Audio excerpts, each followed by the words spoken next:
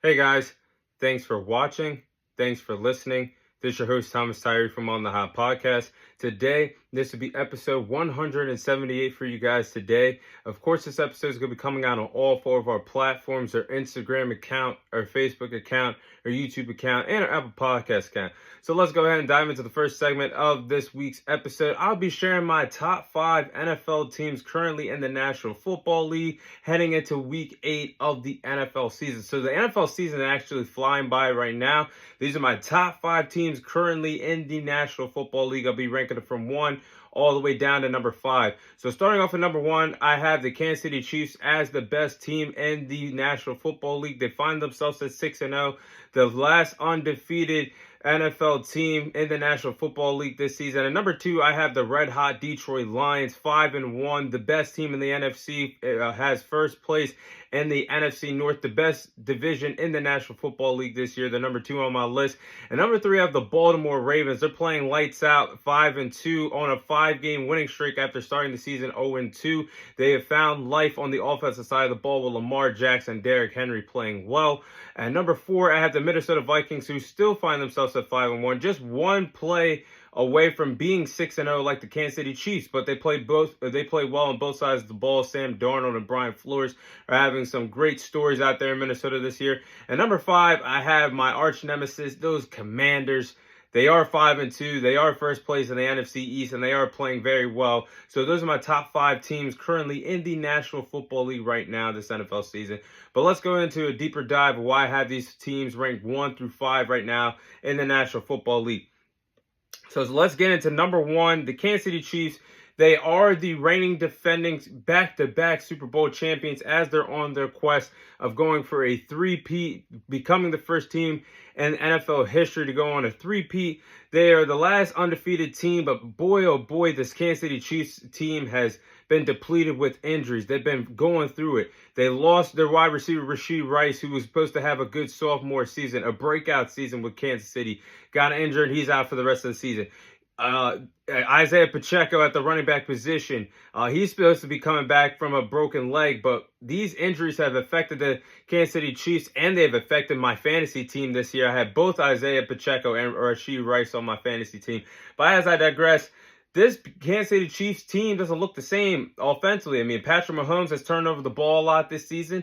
He only has 1,389 passing yards, has 8 interceptions. That's not something we see Patrick Mahomes do a lot in the National Football League, as I call him the baby goat. He's turning over the football a lot this NFL season. And Travis Kelce, a Hall of Fame tight end, his security blanket. Mahomes and Kelce have been peanut butter and jelly together in Kansas City, but Travis Kelce has not got going, has not been an X factor at all in this Kansas City Chiefs offense this year. So it's really weird to say that Steve Spagnuolo's defense, well, it's not, because Steve Spagnuolo is one of the best defensive-minded guys in the National Football League. We know his work as a defensive coordinator with the New York Giants. We obviously know his work that he's done with the Kansas City Chiefs as their defensive coordinator during this dynasty run. But it just seems weird to say that the defensive side of the ball is the best side of this Kansas City Chiefs dynasty right now.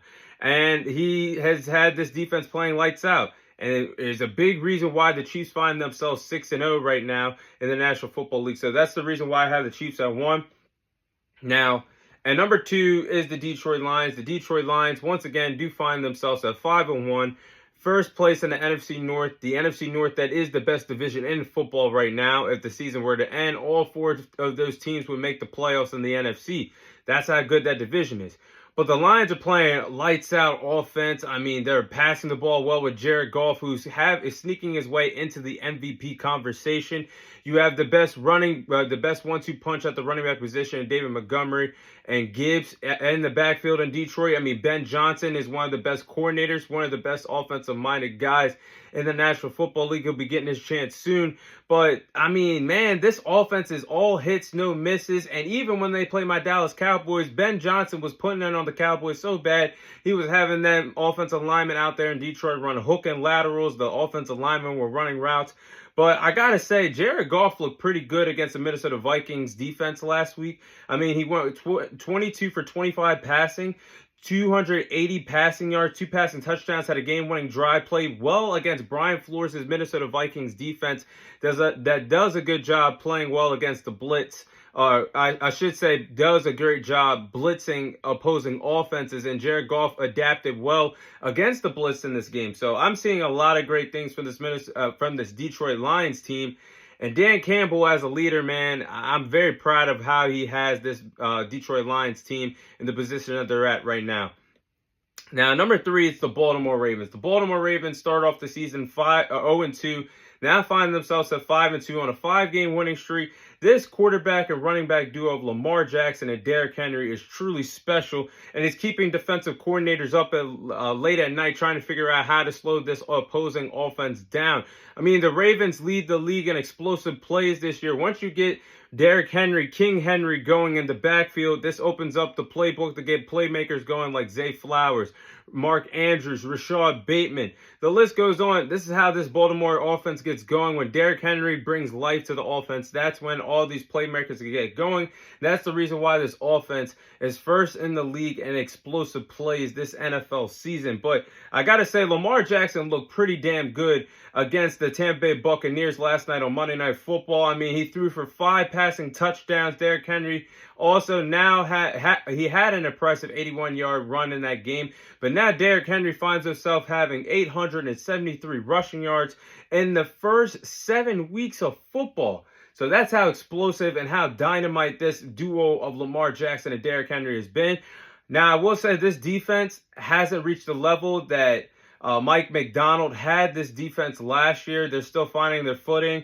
Other than that, this Ravens team looks legit and could be a real threat to the Kansas City Chiefs this year. Number 4, of course, the Minnesota Vikings. They were just one possession away from being like the Kansas City Chiefs, 6-0. That's how good this Vikings and Lions game was last weekend. Sam Darnold has played the best ball of his NFL career thus far. He's found new life with the Minnesota Vikings, having Kevin O'Connell call the plays for him in Minnesota. Brian Flores has this defense playing very well out there in Minnesota. So the ball on both sides of the ball, they deserve to be number 4 on my list. Now, number 5 is my arch nemesis as a Dallas Cowboys fan. It's the Commanders, but the Commanders are 5-2, first place in the NFC East. Jaden Daniels, their rookie quarterback from LSU, Heisman Trophy winner from last college football season, and Dan Quinn was just our defensive coordinator for the Cowboys. These two respective guys have brought new life to this Washington Commanders franchise.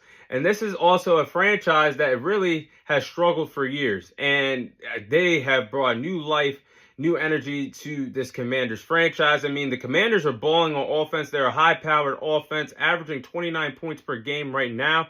You're seeing, and this is why NFL free agency or the offseason is very important, because you're seeing the Commanders add so many knowledgeable and veteran pieces to this football team that's playing a factor. You added Dan Quinn, who is a veteran guy that's been around the league for a very long time, going all the way from the Legion of Boom to the early 2000s, his time with the Falcons, his time with the Cowboys as a defensive coordinator, now getting another run as a head coach with the Commanders. It's paying off so far. Cliff Kingsbury, as the offensive coordinator, has done a very damn good job with Jaden Daniels in this offense. Adding veteran players like Austin Eckler at the running back position, Bobby Wagner at the middle linebacker position, who's already familiar with Dan Quinn's defensive scheme, Dorrance Armstrong on the defensive line as well. So these are my top 5 teams in the National Football League for a reason. Those are my top 5 teams after the Week 7 NFL season.